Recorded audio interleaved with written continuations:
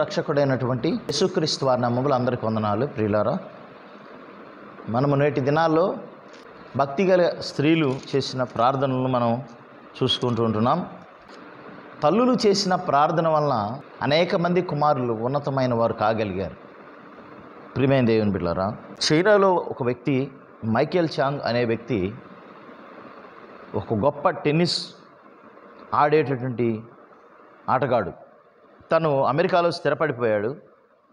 అయితే ఆయన మంచి ఆటగాడుగా పేరు ప్రఖ్యాతులు చెందాడంట ప్రపంచంలో. అయితే ఆయన గురించి అంత గొప్పవాడు కావటానికి వారి యొక్క తల్లి యొక్క ప్రార్థన ఎంతగానో తోడ్పడ్డారు. అంతేకాదు, మరి జాన్ వెస్లీ, చార్లెస్ వెస్లీ చూస్తాం మనం. ఇంగ్లాండ్లో మెథడిస్ట్ అనే సంఘ స్థాపకులు, ఫౌండర్స్, వారి యొక్క తల్లి సూసన్న చేసిన ప్రార్థన వలన వారి కుమారులు ఇద్దరు గొప్ప పరిచారకులు కాగలిగారు. ప్రియులారా, కాబట్టి తల్లుల యొక్క ప్రార్థన చాలా ఉన్నతమైనది. మరి ఈరోజు ప్రత్యేకంగా మరొక తల్లి గురించి, ఆమె చేసిన విజ్ఞాపన గురించి మనం చూద్దాం. మత్తయి సువార్త 20వ అధ్యాయము 21వ వచనంలో చూసుకుందాం.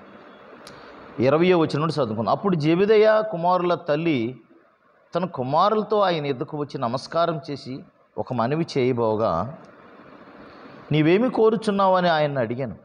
అందుకామె, నీ రాజ్యమందు ఈ నా కుమారులలో ఒకడు నీ కుడివైపునను ఒకడు నీ ఎడవైపునను కూర్చుండ సెలవిమ్మని ఆయనతో అనేను. చూడండి ప్రియమైన దేవుని బిడ్డలారా, ఈమె ఆశ, ఆలోచన ఎంత గొప్పగా ఉందో చూడండి. ఈ యోహాను, యాకోబు తెలుసు, జెబెదయి కుమారులు వీరు. వారి తల్లిగారు సలోమి చేసిన ప్రార్థన ఇది, విన్నపం యేసయ్యకి. అయితే తన యొక్క ఉన్నతమైన ఆలోచన మనం చూస్తాం. ఇక్కడ స్వార్థమని మనం చెప్పకూడదు కూడా. ఎందుకంటే ఎవరైనా సరే వారి పిల్లలు అందరికంటే ఉన్నతంగానే ఉండాలని కోరుకుంటారు. ఈమె కోరిక ఎంత గొప్పది! ఒకడేమో కుడివైపున, మరొకడేమో ఎడవైపున ఉండాలని కోరుకుంది.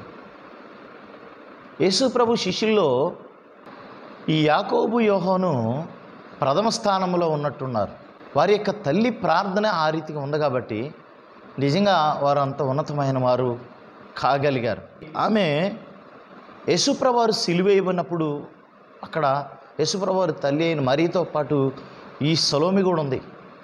అంతేకాదు, సిలువ చెంత ఈ సలోమి ఉంది. యోహాను అక్కడ ఉన్నాడు. యోహానుకి యేసుప్రభు వారు తల్లిని అప్పగించడం మనం చూస్తాం అక్కడ. ప్రియులారా, మరి వారు అంత ఉన్నతమైన వారు కాగలిగిన పరిస్థితి ఈమె యొక్క ప్రార్థన. అంతేకాదు, యోహాను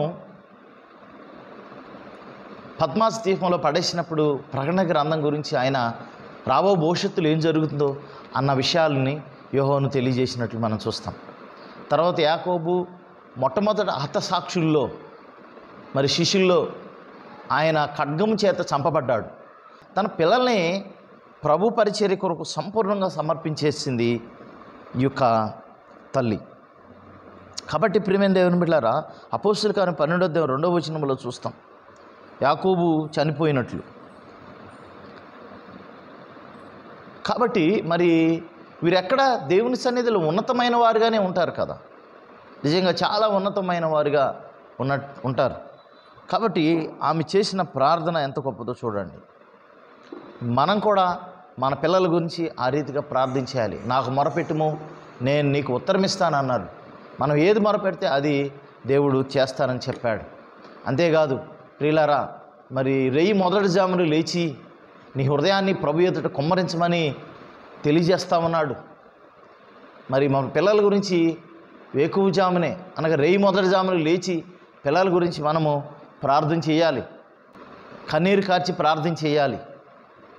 అంతేకాదు, ఇర్మియా గ్రంథంలో తెలియజేస్తామన్నాడు, జ్ఞానము కలిగిన స్త్రీలను కనుక్కోమంటున్నాడు, తెలివి కలిగిన స్త్రీలను కనుక్కోమంటున్నాడు. ఎందుకని? విజ్ఞాపన ప్రార్థన చేయటానికి. మరి మరణము కిటికీ అంచు ఎక్కుతుందంటాడు, పసిపిల్లల ప్రాణాలు పోతాయి అంటాడు, వీధుల్లో యవనస్తులు లేకుండా చనిపోతున్నారని అంటాడు. కాబట్టి వీరందరి గురించి ప్రార్థన చేయాల్సిన అవసరత స్త్రీల మీద ఉన్నది. కాబట్టి స్త్రీలు, భక్తి కలిగిన స్త్రీలు చేసిన ప్రార్థనలు ఎంతో ఉన్నతంగా ఉన్నాయి. కాబట్టి ప్రియులారా, మరి ఆమె చేసిన ప్రార్థన విజ్ఞాపన ఎంత గొప్పగా ఉందో చూడండి. ఆమె కోరిక ఎంత గొప్పదో ఉందో చూడండి. మీ పిల్లల పట్ల మీరు కూడా అలాంటి గొప్ప ఉన్నతమైన కోరిక కలిగి ఉండాలి. మనము వాడు మారలే, వాడి జీవితం అంతే, వాడు బ్రతుక అంతే అనుకుంటే వారు అట్లాగే ఉండిపోతారు. మన నిజంగా ప్రభు పాదాల దగ్గర నిజంగా మొరపెడితే దేవుడు మన మొరాలకిస్తాడు, మన పిల్లలను ఉన్నతమైన స్థానంలో ఉంచుతాడు. అంతకంటే మనకి ఈ భూమి మీద కావాల్సింది ఏంది? మన ప్రియులు, మన బిడ్డలు ఉన్నతమైన స్థానంలో ఉండటమే కదా మనకు కావాల్సింది. కాబట్టి ఆ రీతికి ఉన్నతమైన స్థానంలో ఉండాలంటే ఖచ్చితంగా నీ ప్రార్థన యథార్థమైందై ఉండాలి, నీ కోరిక మంచిదై ఉండాలి. తద్వారా దేవుడు నీ ప్రార్థన ఆలకించి వారిని మీ పిల్లలను ఉన్నతమైన స్థితిలో పెడతాడు. ఆ రీతిగా ప్రార్థించు. దయచేసి ఈ రోజు నుంచి ప్రారంభించు నీ పిల్లల గురించి.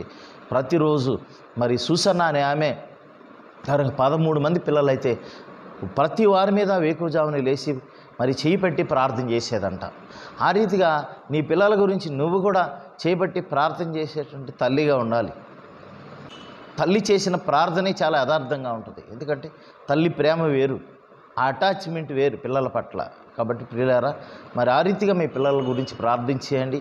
సొలొమీ ప్రార్థన చేసినట్టు, అన్నా ప్రార్థన చేసినట్టు దేవుడు మీ ప్రార్థన ఆలకిస్తాడు.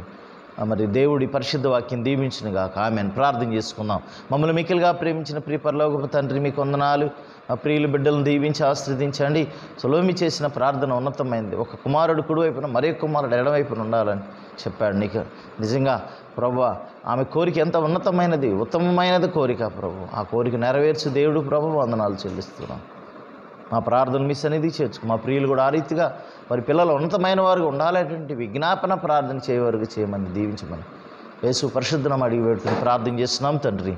ఆమేన్. మన తండ్రి అయిన దేవుని ప్రేమయు, ప్రభువైన యేసు క్రీస్తు వారి కృపయు, పరిశుద్ధాత్మని సహవాసం ఇక్కడ చేరమనుకున్న సకల పరిశుద్ధులకును ఎల్లప్పటి తోడే నడిపించునుగాక.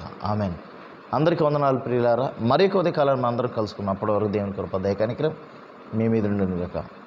God bless you all.